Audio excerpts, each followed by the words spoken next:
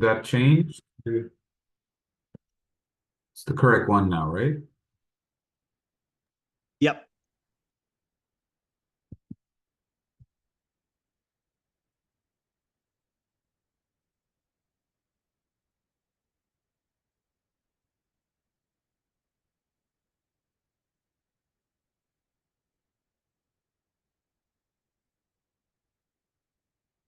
All right. Welcome, everyone.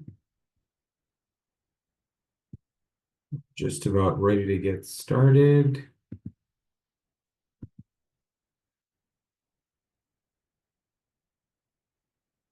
Thanks, everyone, for joining in. We're really excited about our info session on occupational health and safety here at the Chang School. And my name is Mashur Chaudhry. Welcoming everyone today. I am the manager of sales and recruitment for the Chang School. Before we get started, I'd like to acknowledge the land upon which Toronto Metropolitan University is built. Toronto is in the Dish with One Spoon territory. The Dish with One Spoon is a treaty between the Anishinaabe, Mississaugas, and Haudenosaunee that bound them to share the territory and protect the land. Subsequent Indigenous nations and peoples, Europeans, and all newcomers have been invited into this treaty in the spirit of peace, friendship, and respect. I want to pay my respects to the Indigenous peoples, elders, and ancestors who stewarded and cared for nature and the people who lived on the land. Where TMU is located today, at the university, we've made a deep and long-lasting commitment to truth and reconciliation. I invite you to learn more about this work online. Now I'd like to go over a few items so you know how to participate in today's session. Your microphone is muted throughout the event so as to not disturb other attendees or the presenters and speakers. For the hearing impaired, we have automated captioning available, which you can access by activating it in the toolbar at the bottom of your screen. You will have the opportunity to submit questions by typing your questions into the question box of the control panel. And you may send in your questions anytime during the session. We'll be answering them towards the end of the information session. Now I'd like to introduce our guest speakers for today, Chanya Pan, Academic Coordinator for the Certificate at the Chang School, Janet Holt, recent graduate of the Certificate and of Health and Safety, and our industry expert, health and safety business partner at a large grocery chain, Melissa Crusoe. So now I'd like to invite Chun to provide a brief overview of the certificate and how it can help you develop your skills and build your career.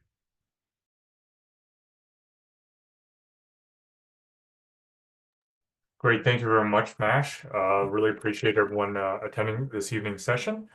So again, as Mash mentioned, I am the academic coordinator for the Occupational Health and Safety Certificate program.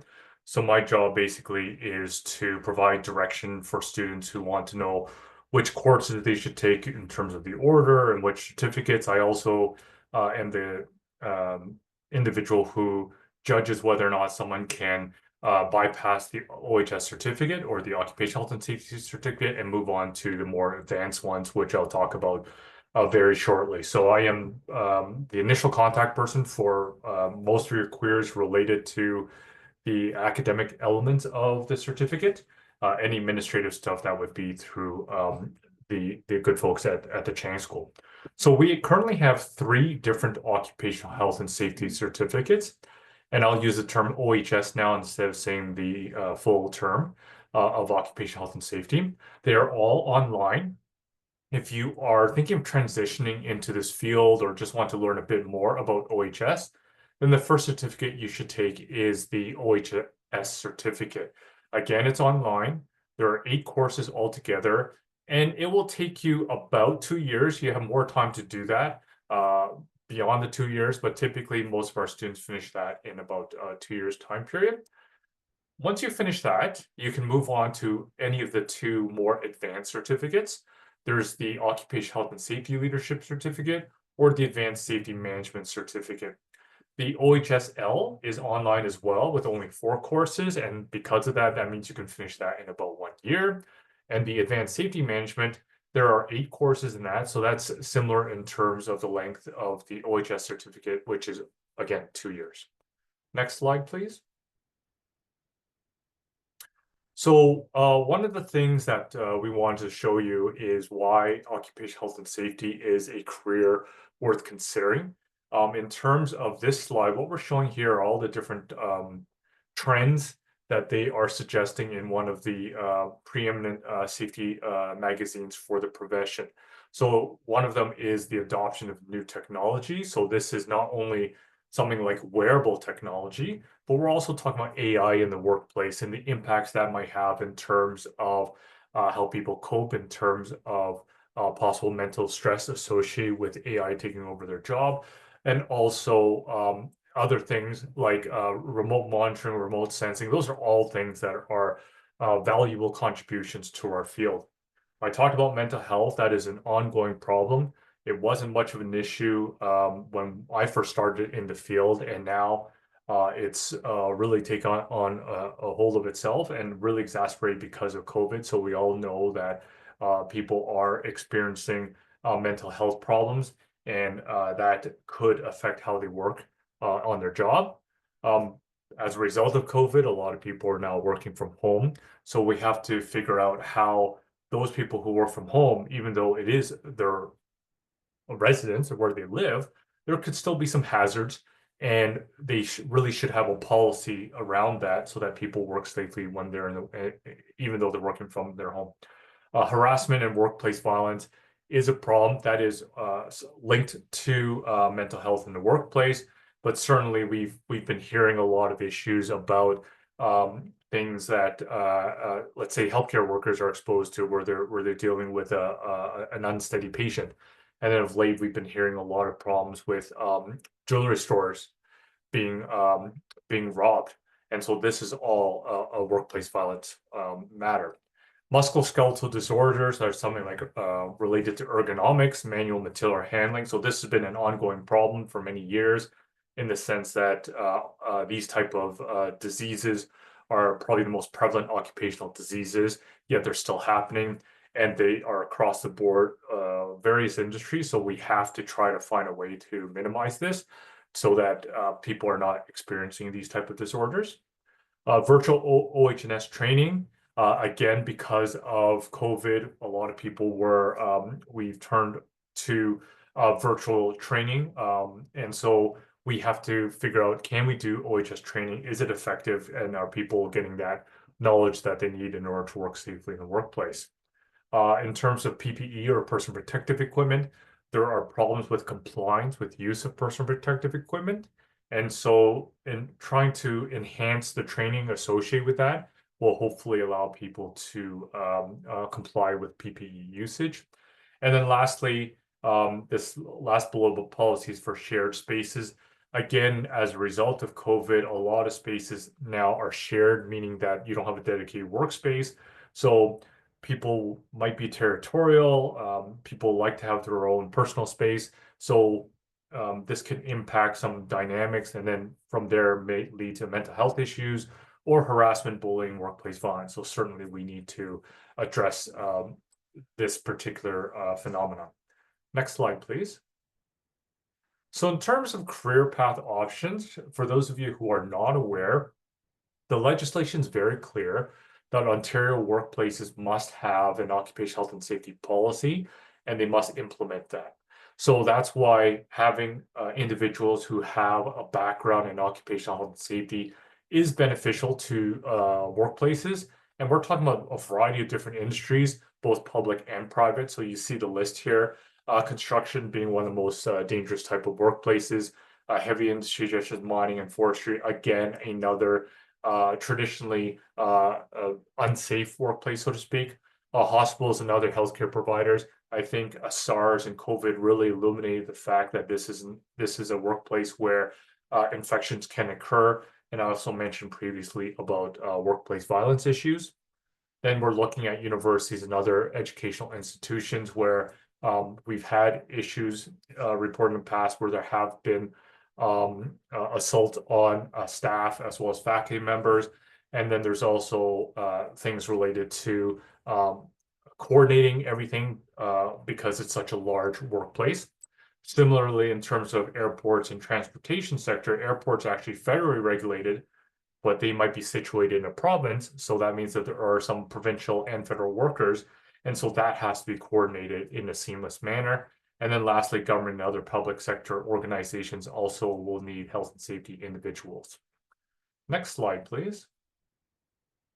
So in terms of some of the job titles that might be suitable for someone with a health and safety background, this slide presents that. On the left-hand side, you typically have what are entry or early career jobs, whereas on the right-hand side, those bullets are more for experienced individuals, people moving up to the manager or director level. So on the left-hand side, you have something like advisor, coordinator, assistant. On the right-hand side, you have supervisor, manager, and an officer. So just to give you an idea of some of the different jobs that might be available in this profession. Next slide, please. So in terms of our certificate, just want to let you know that there are some interesting features that might be something that will that you gravitate towards. So all of our instructors, Melissa is one of them. They're all individuals that have experience as health and safety professionals. So they can share with you their knowledge.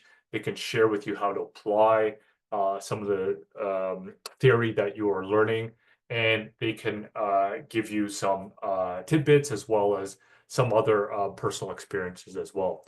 Because everything is online, it is flexible. So you would take the courses based on your schedule and availability.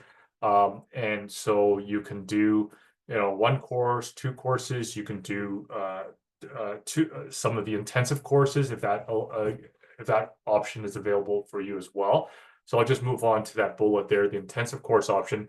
Some of our courses are offered on a 1-week basis. So you finish the entire course, which is typically 12 weeks long. You can finish that in 1 week. And typically those intensive courses are offered in the spring, summer. So that means that if you time everything correctly, and depending on the availability of courses, you could possibly finish that in under the 2-year time period that I spoke of earlier. So going back up to the third bullet, accreditation professional designation. So that we are recognized by the Board of Canadian Registered Safety Professionals. And so that means that if you were to complete the first certificate, the OHS certificate, that means that you get to qualify for the CRST, which is the Canadian Registered Safety Technician certificate. And if you complete all three, then you can qualify to write the Canadian Registered Safety Professional, or CRSP. And the CRSP is the most recognized professional designation in Canada for safety professionals. And if you were to take on the more advanced courses, either Advanced Safety Management or the OHS Leadership Certificate, then you can eventually take on some of those leadership roles. So you can be the occupational health and safety manager or supervisor. Okay, next slide, please. And so that concludes the presentation. I'm going to pass it over to Mash, and that's Mash's contact information there if you have any questions from an administrative perspective. Perfect. Thank you so much for that presentation. That was really informative. Really helped us understand a brief overview of not just the one certificate, but what can happen if you keep continuing to want to progress in this field. I will now invite Janet, student of the certificate and Director of Health and Safety Field Support at Hydro One. Janet has over 24 years of experience in the field, and she'll talk about her experience in the program and how it relates to the sector. Welcome, Janet. Perfect. Thanks so much, Mash. And yes, I'm actually now 25 years at Hydro One. I just had that anniversary a couple of months ago. So really pleased to be here and to share my experience. So my career into health and safety is a little unique. I actually started in human resources, and then I worked in operations as a business manager for 12 years. And then I started in health and safety almost 5 years ago. I live in Peterborough. I'm also a wife to my husband, Tim, and I also am a mom to 2 teenage boys. So needless to say, life is busy between work and family. And but I have a real passion for health and safety, and I was interested in learning more, which is why I enrolled in the Certificate of Occupational Health and Safety. I actually just started the program a year ago, and I am just about complete. So I will have completed it from start to finish in 12 months, and I'll go through sort of how I did that in a moment. I'm also interested in getting my CRSP designation. So I did require the additional education because I do have a BA, but it's in business and psychology. And so I didn't meet the education requirement, which is another reason why I was interested in the certificate program. What really attracted me to the program was that it is all online and that it does have the option of the intensive courses. So it really gave me the flexibility to be able to complete the courses, work full time, also be a mom and a spouse as well. So as I mentioned a moment ago, I did start in the spring of 2024 and I did 3 courses. So I did 1 intensive. I did the Occupational Health and Safety Law course. I did as the week intensive program. So as Chen said, it's sort of Monday to Friday, all day long. So it is intensive. I'm not going to lie. It's a full day when you're there, and you're there for the full week, but you're also very immersed in the learning, which I quite enjoyed, and I found it was very beneficial. And then the other 2 courses I did online. In the fall semester, I just took 2 courses, and they were just online as well. And then in this last session, I did my final 3 courses. So I did do another week intensive. I did the conflict resolution course as an intensive. And then I'm completing my last 2 courses in health promotion and community development and management, short management reports. So I'll be wrapping those up in the next month, and then I will be completed the certificate program. The instructors have all been fantastic. They're all super knowledgeable in the course material, the course content, have relevant experience and knowledge, which has been really good. There's been a combination depending on the course. Some courses have quizzes and assignments and exams. Some have more writing essays and that type of thing. So there's really a variety, but it really does give you flexibility. And in all of the courses, they're asynchronous, other than maybe the odd exam that is at a particular time. Almost everything you have the flexibility within a window of time to be able to complete. So it makes it very doable for juggling work and family and that type of thing. So it is a bit of work. It takes a bit of organization, but it certainly is doable and certainly is manageable. And it's been a huge benefit to my organization as well with the new information that I've learned. And I've been able to apply so many things that I've learned in the last year into my day-to-day work that I'm doing almost right away. So it's been extremely beneficial from that perspective as well. Okay, awesome. Wow, thank you for sharing that with us. Congrats on the 25 years. That is an extraordinary feat. And thank you for being such an awesome champion for this certificate, Janet. We love hearing from you. We'll now go to Melissa Crusoe, who's an instructor of the certificate. And she's also coming in with 12 plus years of experience at a large grocery chain as their health and safety business partner. Welcome, Melissa. Thanks so much. And thanks, Janet. That was great to hear from a student. Really enjoyed that. Hi, everyone. I'm really happy to be here to talk to prospective students. So I'm Melissa Caruso, and I'm an instructor in the Chang School. I think it's been about 3 years teaching in the Chang School. So I've taught a few different courses, physical agents, OHS leadership and ethics, which is in the leadership certificate program. And I just really do enjoy, providing students with that industry expertise and how they can, make bridge those gaps between the theory that they're learning in the courses and how they can apply it in the field. So just something I'm really passionate about. Just to give you a little background about myself. So I do have an undergraduate degree in human kinetics, and I have completed an occupational health and safety management program.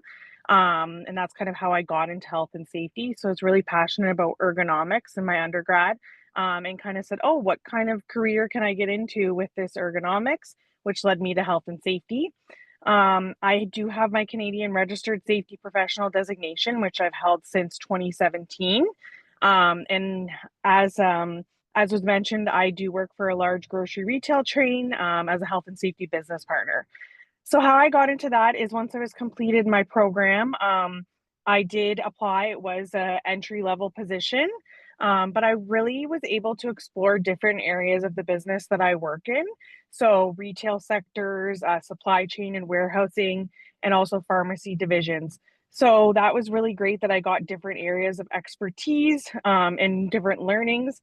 And sorry, that would be one of my advices to, or what my advice to students is to really try to immerse yourself in those opportunities in occupational health and safety where you can.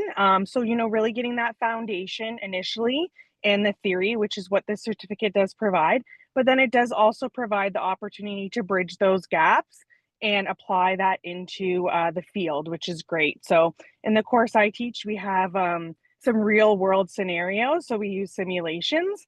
And I just think it's great because it gives the opportunity to the student to really bridge those gaps and, apply their learnings that they're having in the courses. And just some of the emerging trends in occupational health and safety, and I know Chun touched on some of them. So some things that I'm seeing is really the advancement in AI. So using that for like hazard identification and things that, as he mentioned, but also just the changing legislation. So legislation and regulations are always evolving in health and safety. So really providing that in the courses to the students to find out where they can get this information from and how to make sure that they're up to date on legislation and regulations. Other emerging trends, mental health awareness, as Chen mentioned, really seeing that and really making sure that our workplaces have psychological health and safety resources for our employees.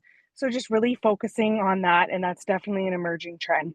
But yeah, as I would say to most of you, just some advice is just really immerse yourself in any opportunities that you do have in health and safety, whether it's join your joint health and safety committee, maybe explore this certificate program to really get that foundation. And then in the workplace, going back and saying, hey, maybe I am going to join the Joint Health and Safety Committee and apply my learnings and start there.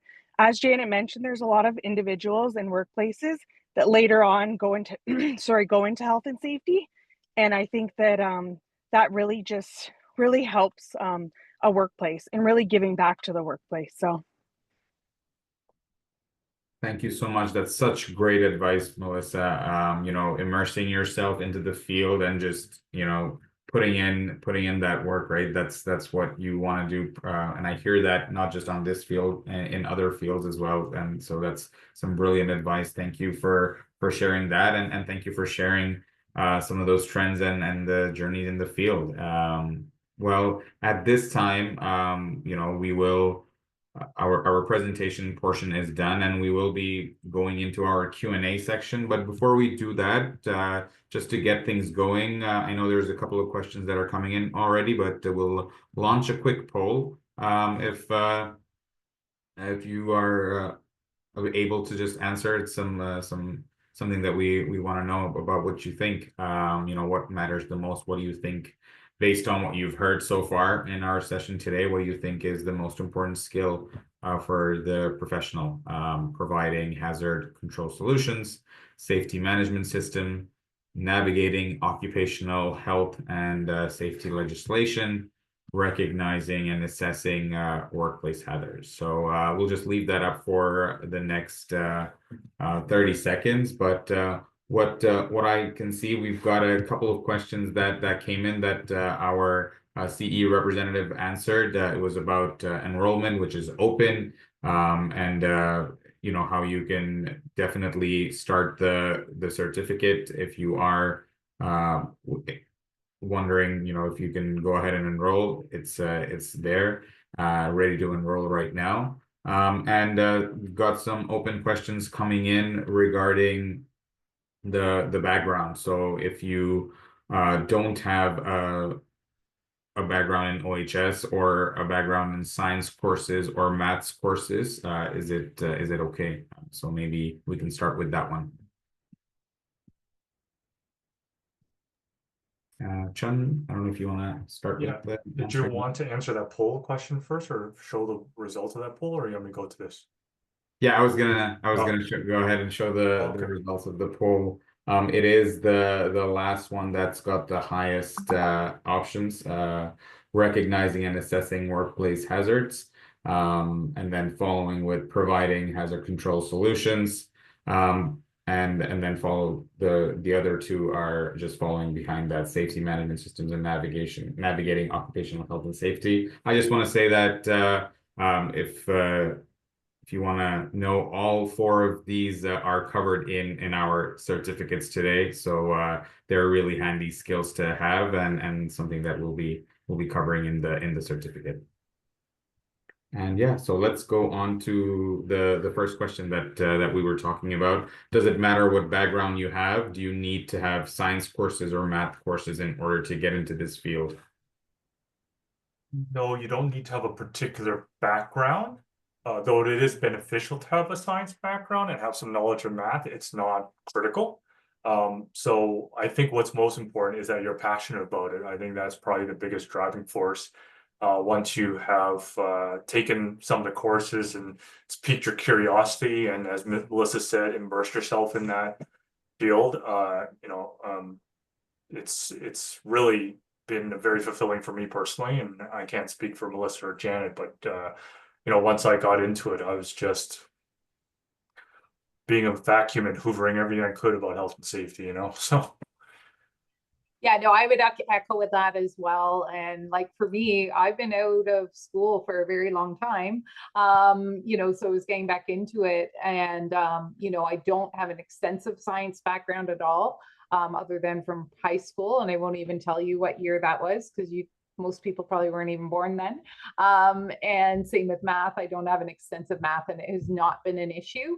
My biggest challenge was probably just getting up to speed on the APA format for essays and that type of thing, and referencing material. But honestly, that was very easy to pick up, and there's so many resources that are provided. It hasn't been an issue. Awesome. Thank you for sharing that and echoing the thoughts there, Janet. Next question is a pretty broad question, so I think all of you can weigh in a little bit on this one. Is the OHS a growing field for careers right now? So I can start. Absolutely. I think it's an area that's not going to be going away anytime, because it's such a broad field. It affects every industry from A to Z. Health and safety is a component of it, whether it's at Tim Hortons or McDonald's, right up to big manufacturing companies, hospitals, education, you name it. Any company is going to have health and safety. And I'll kind of jump ahead and answer the other question. A lot of it is dealing with people, but it depends on your role. As Melissa kind of alluded to, it depends on what type of job you have within health and safety. Some people get more involved in the testing, air quality testing, or hearing, that type of thing. So you may not have as much interaction with people, whereas other roles within health and safety, you're working with people all the time. So I think to answer that, there's a wide variety, but I do see it as being a growing career and something that's very, very important. Doesn't matter what industry it's in. Yeah, and I would just have to agree with Janet also on that. I think that companies are really they're seeing the investment in health and safety. So years ago, it was a very reactive nature to things that happen. And even when I started 13 years ago, we were very reactive, but now we're very proactive. And we can actually show, I guess, that we're protecting people and they're going home the same way they came to work, but also the investment in how it does save companies money. So definitely see a growing field for sure. And then also, just to add with the dealing with people, yeah, definitely agree with Janet. You could be, maybe more on the administrative side if that's something, that you're interested in, or maybe a little bit more entry level, or more people side, I would say I probably, in my current role, have about a 50-50 split, dealing with people and then also doing administrative things in the background. Sean, did you want to add anything to that? Not really, but I mean, there is a growing field. It's just that we're just in an economic situation right now that's a bit uncertain. So we do have to advise the participants in the session today that you know, this is something that no one has any control over, but just something to be aware of. So Yeah, yep, no, thanks for that. Next question is regarding the courses, so maybe you can take that one as well. Is there a specific order to take the courses in, or can we choose which ones, how many we take at a time? And also just combine another one, is there a lot of writing involved in the certificate, report writing? sure. So I'll answer about the order and how much time you should set aside, but maybe I'll ask Janet, since she's working full-time and has a family, maybe she can answer more about her personal experiences. So in terms of the order, if you don't have any health and safety experience and you're transitioning or just want to learn a bit more about health and safety, that means that you are going to take the OHS certificate. The first two courses I would recommend would be OHS 208 and OHS 508. 208 is the law course, 508 is occupational health and safety. Those two courses will give you the foundation for the rest of the courses, either in the OHS certificate or the more advanced certificates. After that, you're free to pick whichever course, in my opinion, you're free to pick whatever course you want that fits your schedule. Not all courses are offered in every term, so you do have to kind of work backwards sometimes and figure out their availability and what fits in terms of trying to, if you want to meet a certain deadline to completion, you have to figure out how everything's going to fit in. But certainly 208, the law course, and 508, the Intro to Occupational Health and Safety should be your first two courses. In terms of how many courses you should take, we typically plan a course assuming that the time you spend attending, you know, reading the modules, reading any extra material, doing any group work, forwarding questions to the instructor, approximately 6 to 9 hours per week per course. So if you work with that framework, you have to decide whether or not you are able to manage that timeline. So, but I'll ask Janet to answer more specific about her situation. So. Yeah, for sure. So the order of courses, I would agree with what Chun said. Now, I took the Occupational Health and Safety Law course as one of my first ones, and then didn't do the Occupational Health and Safety until my second semester. So, but it didn't really impact what I was doing, but I would agree with him that they are very foundational courses. So if you're wondering where to start, I would suggest that. From a time perspective, yeah, I would say it's about 8 to 10 hours per course. You know, and each course is a little bit different. You know, some of them had no essays. It was really just quizzes and exams. And then you have modules each week with readings that you do need to do. And I do recommend you stay on top of that because once you get behind, it's probably harder to get caught up. And then, but then some of the other courses, but it's only been, I think, 2 courses, maybe 3, where I've had to do some report writing. And in the one class, the short management report class, there is no tests or quizzes. It is all practical reports, but for the most part, they're 2 3-page reports. It's nothing too extensive. I'm doing one right now that's 3,000 words, but we're doing it in a group with up to 4 people. A lot of the other ones are around 1,000 words just to give people, but don't be intimidated by that. Please take it from me, especially coming back in as a mature student. Don't be intimidated by that. There is a lot of resources that the professors provide you in helping you and giving you the guidelines and that type of thing. Great. No, thank you. That's really amazing insight for our prospective learners. And I know we have a lot of questions that are coming in about the experience, and you guys are actually describing that really well, not just for as a student, but also in the market and what's going on. Insights from Chun, Melissa, Janet. Thank you for your answers so far. Next question is regarding the experience one more time, like, in the classes, is it a mix of students or is it more professionals or undergrad?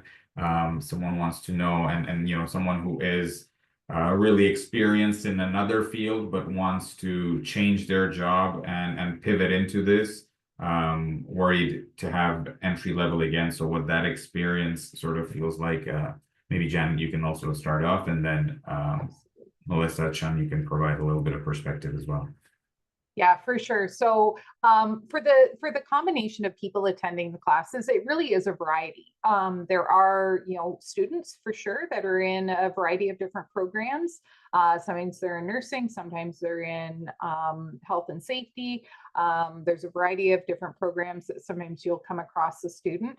And then you do have, people that are working and full-time from a variety of different backgrounds who are in the courses as well. And I think at first, if I'm being very honest, I wasn't sure how that was going to work, because I was like, I'm literally old enough to be their mother. But it's been fantastic. I can honestly tell you, I have learned more from the people that I have had to interact with, especially in the intensive courses where you're in person. I've learned so much from them, and it's been fantastic. And then even on the online courses, you typically will have some group work that you do have to do in group assignments, which is a little bit of a different dynamic because you're not necessarily meeting them in person. But trust me, I wish I could meet them in person, because through working in the group assignments, you do develop a relationship. And I can tell you, I've got connections now that I'll have for a very, very long time, because we've been able to connect and build a relationship, which has been great. What was the other part of the question, Mash? Like I'm missing something. Yeah, so the other part, let me go back to the question, was, no, I think you answered both of them, Okay. right? I think if I recall, it's a question about transitioning when you're someone's from transitioning, from other pivoting, careers. and then do they have to start off as entry level? So in my experience, I didn't have to start from into an entry level position in health and safety, because I was in a leadership position. I had been hired into a director's role, which was more of a leadership role, and it was then my desire, and I saw the benefit in gaining some more technical knowledge around the regulations and the theory and everything like that. So I would say that it probably depends on your situation, but you don't necessarily. And I know lots of people in health and safety who may have worked in other areas within an organization and then have pivoted over to health and safety. That is common. And so you don't necessarily have to start as entry level, but it also depends on what type of role you're interested in doing in health and safety as well. So I don't know, Melissa might have a different perspective from her industry, but that's been my experience. Nope, definitely agree, Janet, on that. And then just to add about like the variety of students that are in the classes, as Janet mentioned, we see, it could be someone in an undergraduate degree, individuals who are on their joint health and safety committee or want to get that exposure to health and safety because they're hoping to pursue a career or go forward. And it's great because a lot of the discussions that we have in our courses, even if it's virtual and, you might not meet everyone, really everyone brings a different outlook. So someone could be working in the field or, on their joint health and safety committee. So it just really brings that diversity of individuals from different areas, right? Someone could be working a part-time job and they're starting to notice the hazards in their workplace and they're bringing that forward. So it just really is a great variety of students and everyone brings something different to the table. Awesome. Thank you for sharing that.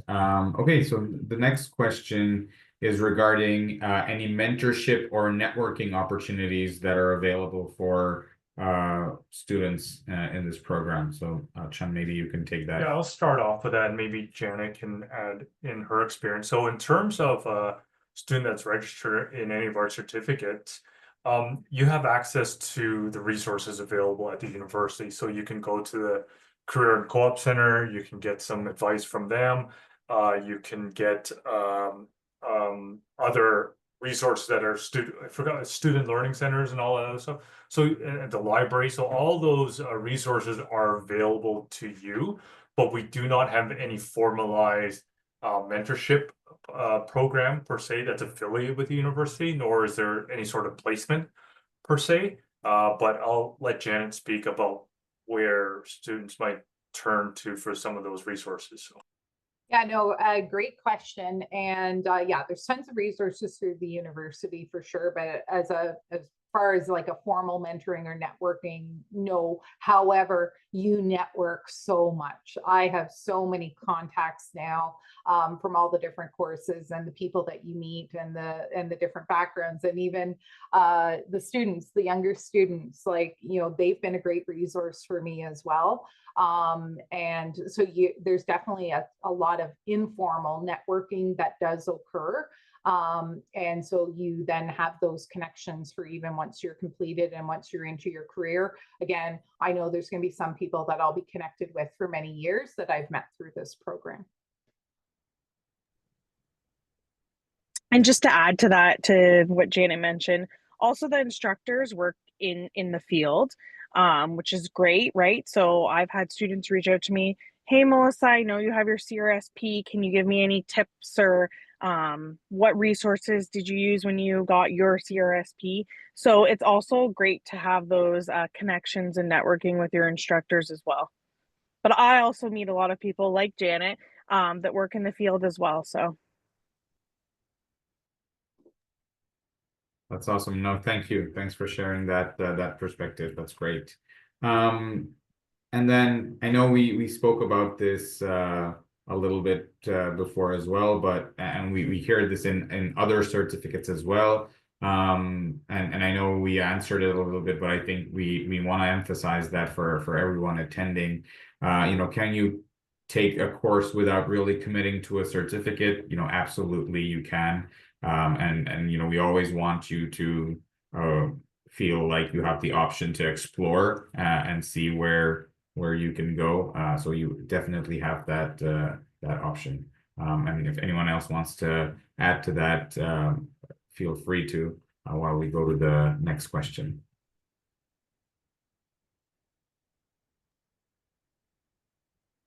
Okay, cool. So next one is from Michael McLean. So Michael wants to know if it's nationally recognized. So, only in Ontario or across Canada or US.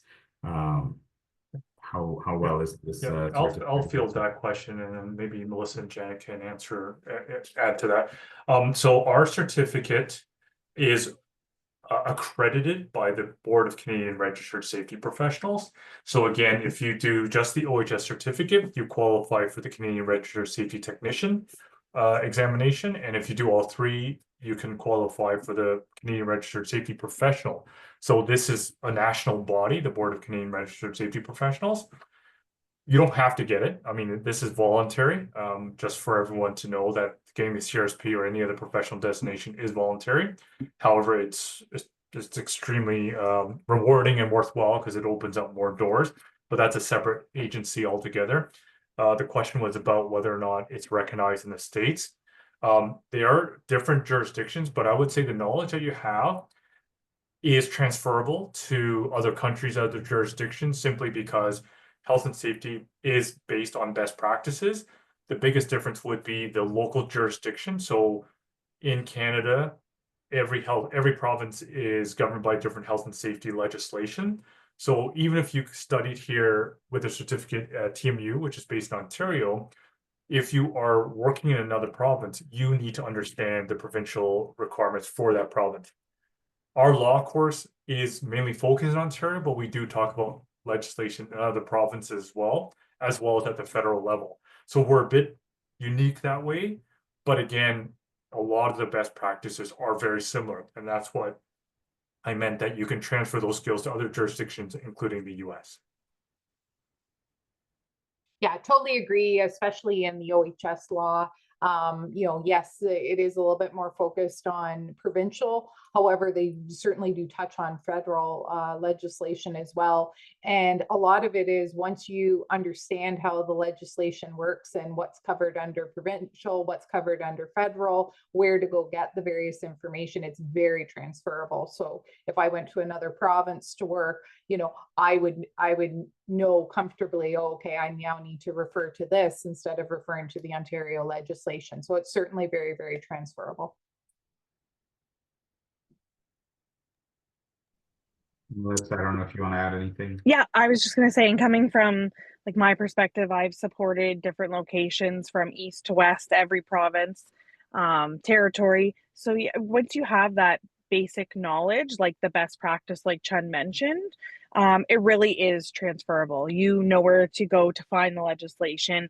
You can interpret it better. So just because it might not be specific to that province that what you've learned, it really does give you the foundations to fully understand other provincial legislation.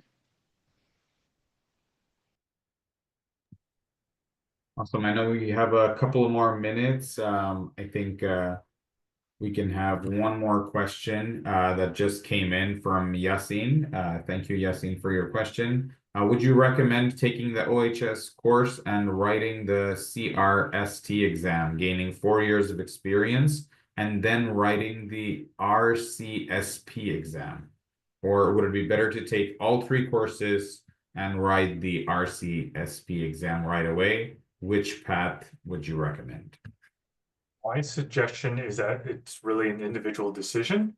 I took the CRSP so many years ago now, so I can't even comment about that examination. Having said that, the CRST is relatively newer. I'm not sure how recognized this is. It is relative to the CRSP, so I'm not sure if Melissa or Janet can comment about that. Yeah, I think and Melissa probably has a little bit because I don't have my designation yet. That's going to be next. So I can't really comment on that, but I do know that the CRSP is certainly recognized nationally, as is the CRST. But I believe that the CRSP does have a little bit more recognition to it. And again, I think it depends on what type of role you want to get into in health and safety. If you want to get into more of a leadership role, then the CRSP might be your better option. But I know Melissa might have a little bit more experience on that. Yeah. So I was the same as Chun. I completed my CRSP, I think it's in 2017. Well, it's been 8 years. And at the time there was no option to do the CRST. But I do know that the CRSP is recognized, and like Janet mentioned, is, if you do look at some job descriptions, it is kind of I would say like the one that they do recommend. But it is an individual choice of how you get there, I guess.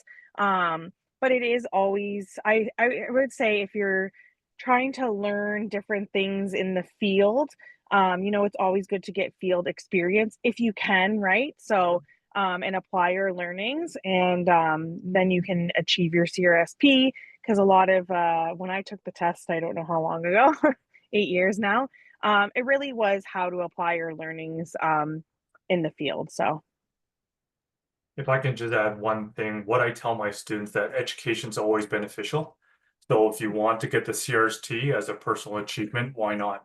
But you do have to factor in that there are you have to take time to study, and there's going to be cost implications as well. So that's why we say it's individual decision, right? So, but it is so new, I can't really say how recognized this is. It is relative to the CRSP. So, and if I understand correctly, once you write the CRST and then you challenge and you get the CRSP, then it overrides the CRST. So you don't really need that technically, but if you want to stand out as someone who has the CRST after you finish the certificate, it's not harmful. It's just that you have to think about, again, the time and the financial commitment to writing that. So. Thanks for adding that layer there, Chun. Thank you to everybody. I know we're a couple of minutes over. There's just one last question, and I'll pop one. I'll go and let you guys know what that question is, and I'll also pop one last poll just as a quick feedback while that question gets answered. So the question first is, I understand there's a master's degree in OHS at TMU as well as an OHS undergraduate degree. What is the difference between all of these, right? The certificates and then the master's and then the undergraduate, all these. Sure. So I'll answer that, and then Dave has indicated that he might want to chime in as well. So I'm actually an associate professor with the day school, so with the undergraduate program. I also happen to be the graduate program director of the master's program, so that's why I feel I can answer this question. So the biggest difference is the fact that both the undergraduate degree and the graduate degree are in person and full-time. So if you are working, you have family commitments, you're not sure if you want to pursue health and safety as a career, the certificate is probably your best option.